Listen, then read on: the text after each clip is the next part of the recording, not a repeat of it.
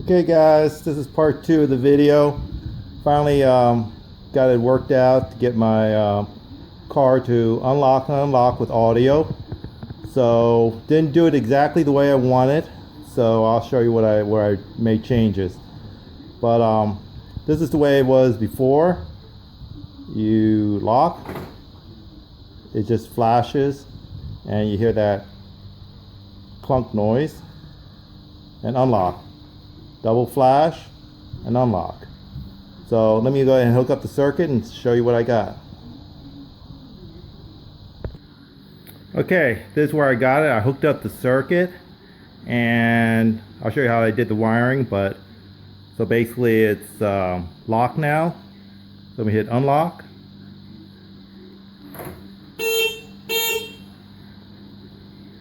Then I do lock. There's going to be a little bit of a delay, just the way the programming had to be written. Basically, because it's always looking for either one flash or two flash on the marker, so always has to wait a little bit to see if it sees that second flash before it sounds. So here's unlock.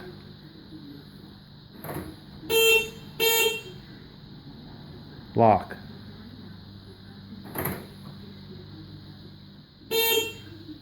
So it's a little bit of delay, but that's the way I had to do it. I'll show you where I changed up, because if I did it off wiring differently, it would have been more in sync.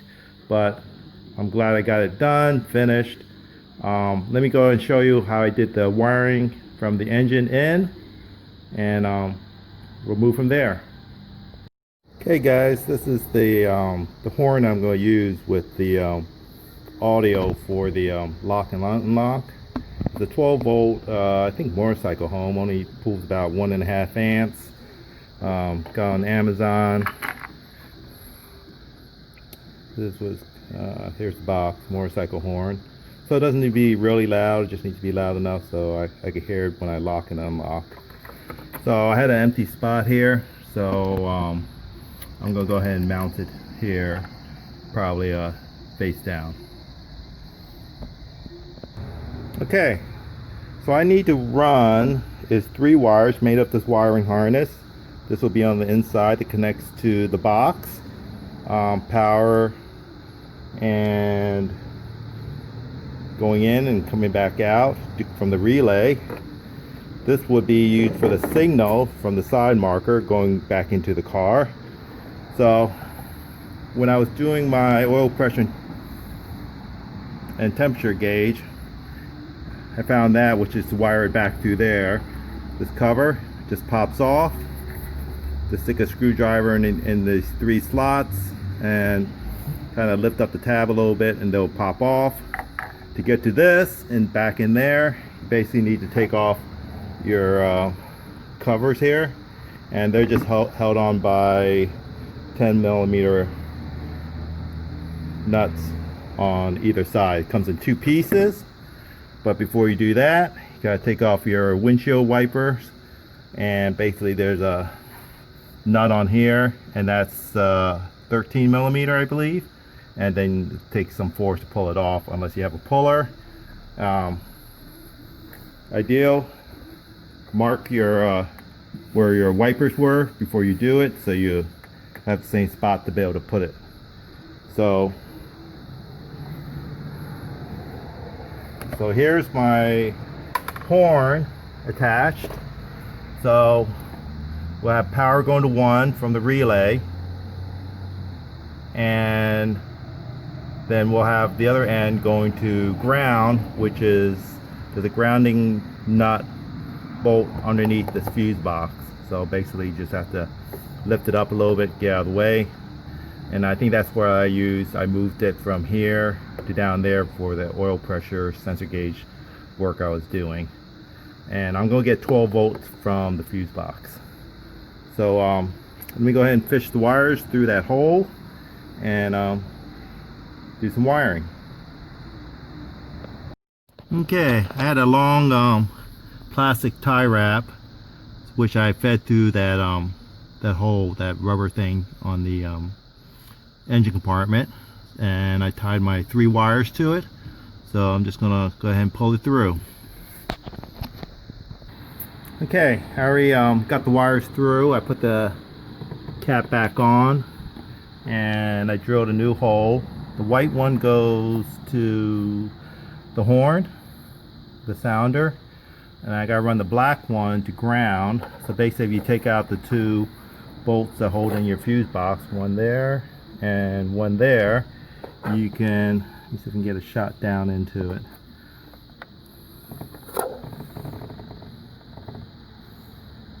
Right there.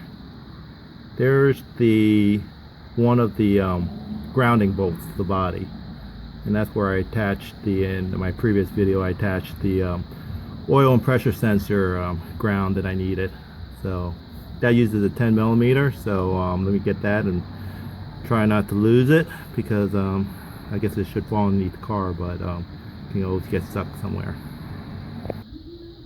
Something with a magnet will help you fish it out after you get it loose. So let me go ahead and cut this black to length and crimp a ring terminal on it, and then go ahead and put this ground on. Okay, I got my ground, and the power is going to come from the relay inside the car. This ground's hooked up down there. Now when I put the fuse box, now I'm going to go ahead and get power from the fuse box. So basically I disconnected the battery negative for safety. So basically I got a couple empty ones here, but this track on the right is always 12. So I'm going to use a female spade terminal to plug into that and crimp to this and run the wire in. Okay, got the power hooked up to the right side here. That should give me 12 volts all the time, even when the car is off. So I'm going to cover this up and work on the side marker signal. Okay, for the side marker, which is one of the signals I'm going to use to pick up, I can see the cable in there, and it runs out here. Let me see. Yeah, see it wiggling. So we get a better shot. Yeah, it's this cable right here. It runs along here. So I've got to do some surgery, peel back the wrap, and figure out which one is plus. So that's the one I need to splice into. Okay, peeling back the wrap, I see there's a blue with a stripe and a brown. So I'm guessing most likely the brown is ground and the blue is power. So I'm going to go ahead and cut into that one and measure the voltage after I connect the battery back up, and see if I get 12 volts coming out of this blue one. Okay, and went ahead and spliced into that wire. So I'm going to make sure that blue one is power plus to the side marker. So got my remote here. There it is. Meter is probably not fast enough to pick up the full voltage. Unlock, lock, unlock. So I'll go ahead and splice that purple wire into it, and now I gotta go into the car and find the door lock signals. Okay, I'm going to use these to make the connection for that side light. They have its own solder, and they come in different sizes, and they actually are supposed to be waterproof. They got the little colored gel on the end that's supposed to actually seal against the insulation to keep it from leaking. So just pick the right size and use a heat gun to go ahead and seal it. Okay, here's it all sealed up. So now I just need to go wrap this up with some cloth tape and start searching for the signals inside the car. Okay, here's the wiring inside. I tried to do the wiring off the two motor locks that are located within the door. So basically when it sees the one of the motors to lock it, it will go pick up that signal, unlock it. So I tried to trace the wires, couldn't trace it out. So basically I had to think of something else and redo the programming. So basically what I decided to go ahead and do is use the left and right marker signals. Let me show you. So basically I'm going to tap off the right marker signal too. So basically when I'm driving down the road, it won't go off because it's very unlikely I'll have the left and right on at the same time. Only if I happen to turn on the hazard that it would actually sound the lock unlock horn. So I'll have to live with that for now until I could figure out how to trace out the door wires. So basically I went ahead and got the plus off this marker. So I'll go ahead and tie in this white wire, and I'm going to run it along the engine, and I'm going to pull, just like in the first video, I'm going to pull off all that trim and the wipers and run it through the firewall. And I think I'm going to go ahead and take ground off the horn, which I have right there, and tie that through because I need ground back at the circuit. So let me go ahead and do that and run it all back inside, run the white one and the ground inside the car, and go ahead and pull all that off, just like I did earlier to run the other wires. So I went ahead and tied in the signal to the right marker, and I went ahead and ran it through, took off the plastic and the windshield wipers like I did before, ran it in there. I tied another ground to the ground that's coming off the horn that I added, and go ahead and ran those two wires, and I already had the purple wire from the driver's side marker through that firewall access, which I popped off the cap. So let me go ahead and show you inside the car. Okay, I need to do some tidying up in here, but all the wiring's in, connectors added on. Need to put a cover on that and mount it someplace. So this wire here is actually going to my little guy here, which I'm going to mount to the dashboard. He's just up there for now. So let's give it a try.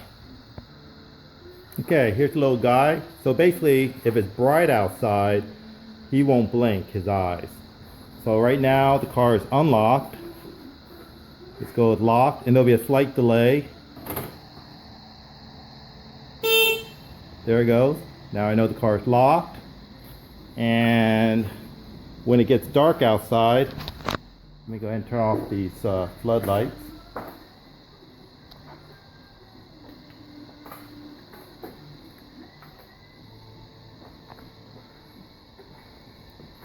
And basically that's what you turn off my headlight. And that's why I'll have in the car blinking. Then when I unlock the car,